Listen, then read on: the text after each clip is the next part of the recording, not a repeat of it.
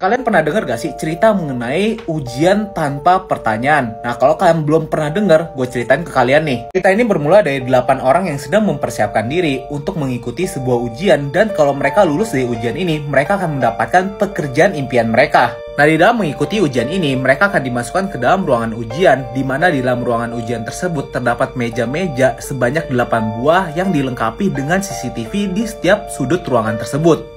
Nah, di dalam ruangan ini juga terdapat seorang penjaga. Bahkan untuk menjaga ujian ini, penjaga tersebut juga membawa sebuah senjata bersamanya. Nah, kalian pasti langsung berpikir ujian macam apa yang penjaganya itu harus membawa senjata untuk menjaga ujian ini. Tapi kita lanjut lagi ya. Dan akhirnya datanglah pengujinya. Ya, bener banget, pria berkepala botak ini adalah pengujinya dan mengatakan, "Selamat, kalian semua telah sampai ke tahap ini, dan kalian kalau bisa melewati ujian ini kan akan mendapatkan pekerjaan impian kalian." Nah, pria botak ini langsung menjelaskan apa yang harus mereka lakukan untuk bisa mengikuti ujian ini, dimana mereka itu harus mengikuti aturan-aturan yang telah ditetapkan. Nah, kalau mereka melanggar peraturan tersebut, mereka akan langsung gagal dari ujian ini. Nah, di peraturan yang pertama, mereka itu tidak boleh berbicara dengan penguji atau penjaga dari ujian ini. Nah, di peraturan yang kedua, mereka itu tidak boleh merusak dengan sengaja atau tanpa sengaja kertas ujian mereka. Dan yang terakhir, kalau mereka keluar dari ruangan ujian ini, mereka akan otomatis gagal dari ujian ini. Mereka diberikan 80 menit untuk menyelesaikan ujian ini, di mana pertanyaan dari ujian ini hanya satu. Nah, sebelum memulai ujian ini, si penguji mengatakan ada yang bertanya, tapi tidak ada yang bertanya sama sekali, sehingga ujian langsung dimulai. Dan kalian tahu apa yang terjadi ketika mereka membalik kertas ujian mereka? Mereka melihat kertas ujian mereka tidak ada pertanyaan sama sekali, sehingga mereka itu mulai panik karena mereka tidak tahu apa yang harus mereka lakukan. Nah, salah satu kandidat yang mengikuti ujian ini mulai menulis alasan dia mengikuti ujian ini, dan rupanya ini melanggar peraturan nomor 2. Dia itu tidak boleh merusak kertas ujian ini sengaja atau tanpa sengaja, sehingga dia langsung gugur. Nah, di situ semua kandidat yang mengikuti ujian ini melihat kejadian ini sehingga mereka tidak mau menulis di atas kertas ujian mereka. Dan kandidat nomor 5 mencoba untuk berpikir, kayaknya tadi nggak ada peraturan untuk ngomong dengan sesama kandidat lainnya, sehingga dia langsung coba untuk ngomong sama kandidat lainnya dan tidak terjadi hal apapun.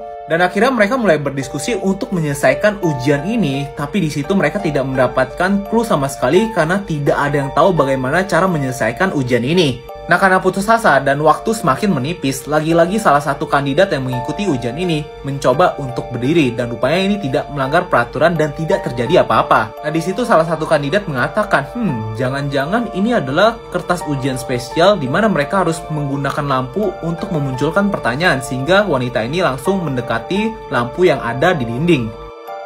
Tapi ketika wanita ini menyinari kertas ujian yang dia bawa, wanita ini tidak menemukan clue apapun dan tidak menemukan pertanyaan yang dimaksud oleh penguji.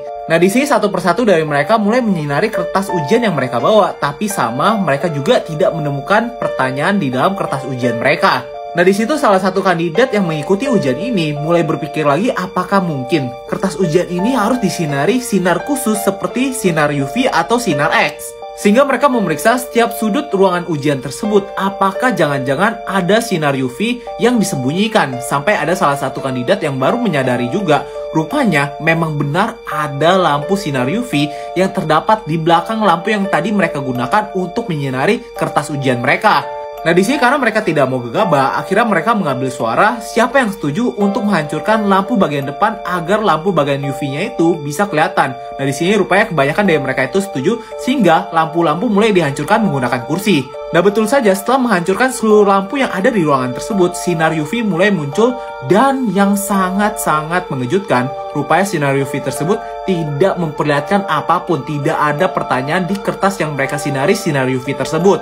Tapi uniknya lagi, rupanya di belakang sinar UV tersebut terdapat lampu lainnya, dan kali ini juga dihancurkan. Tapi lagi-lagi ketika mereka menyinari kertas ujian mereka, tidak terlihat pertanyaan satupun, dan waktu mereka hanya tersisa 60 menit. Nah, setelah itu semua dari kandidat yang mengikuti ujian ini semakin panik, sampai ada salah satu dari kandidat ini mengusulkan bagaimana kita menggunakan kertas dari kandidat yang tereliminasi pada bagian awal tadi. Mereka mulai menggambar sampai melakukan beberapa eksperimen dari kertas ujian ini, dari merobeknya, meludahinya, sampai pipis di kertas ujian ini. Jangan-jangan kertas ini baru kelihatan pertanyaan kalau terkena air. Rupanya setelah mereka melakukan beberapa eksperimen tersebut, tidak terjadi hal apapun juga. Di ketegangan ini, salah satu dari kandidat yang mengikuti ujian ini tiba-tiba mengatakan, kalian nggak melihat pertanyaan yang ada di atas kertas ini? Nah, mereka semua langsung kebingungan melihat pria ini, karena pria ini aneh banget dari tadi tidak melakukan hal apapun. Dan tiba-tiba pria ini mengatakan lagi, kalian ini seperti refleksi dari kertas ujian ini. Mereka semua kebingungan dari apa yang dimaksud oleh pria aneh tersebut, karena pria ini tidak bergerak dari atas mejanya, dan ketika mereka melihat kertas ujian dari pria itu, juga tidak terlihat pertanyaan sama sekali.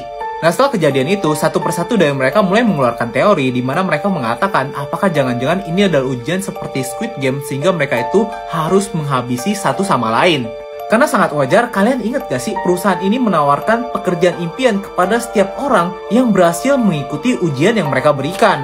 Nah, tapi sebelum pembicaraan ini berjalan lebih lanjut, tiba-tiba salah satu wanita dari kandidat yang mengikuti ujian ini mengatakan bukan seperti itu, karena dia itu pernah bekerja di perusahaan ini dan sebenarnya perusahaan ini tidak akan menyakiti kita karena perusahaan ini bergerak di dunia medikal. Semua orang hanya terdiam mendengar apa yang dikatakan oleh wanita ini karena mereka melamar pekerjaan ini tanpa mengetahui basic dari perusahaan ini bergerak di bidang apa. Wanita ini juga menjelaskan mengapa dia mengikuti ujian ini karena dia itu berharap mendapatkan pekerjaan baru di perusahaan dia yang dulu dengan gaji yang lebih tinggi. Kemudian wanita ini juga jauh lebih menjelaskan background dari perusahaan ini. Perusahaan ini menciptakan suatu obat untuk menyembuhkan penyakit berbahaya yang telah menyebar di umat manusia. Semua kandidat lainnya sangat penasaran dengan pernyataan wanita ini dan mulai menanyakan beberapa hal. Contohnya seperti siapa pemilik perusahaan yang memberikan ujian seperti ini. Tapi wanita itu hanya menjawab, dulu memang dia bekerja di perusahaan ini, tapi dia tidak pernah bertemu dengan pemilik perusahaan ini. Kemudian ada juga yang bertanya, apakah jangan-jangan mereka berdelapan ini adalah tikus eksperimen yang tanpa mereka sadari, mereka memasuki ruangan ujian ini untuk mengikuti eksperimen yang tanpa mereka sadari. Tetapi wanita itu mengatakan dia tidak tahu, tapi kemungkinan besarnya kemungkinan tidak. Di tengah-tengah pembicaraan ini, tiba-tiba salah satu kandidat wanita yang mengikuti ujian ini melihat bagian atas dari ruangan ujian ini dan melihat ada alarm pemadam kebakaran. Jangan-jangan kalau kita menyalakan alarm ini dan mengeluarkan air tersebut bisa mengeluarkan pertanyaan yang dirahasiakan.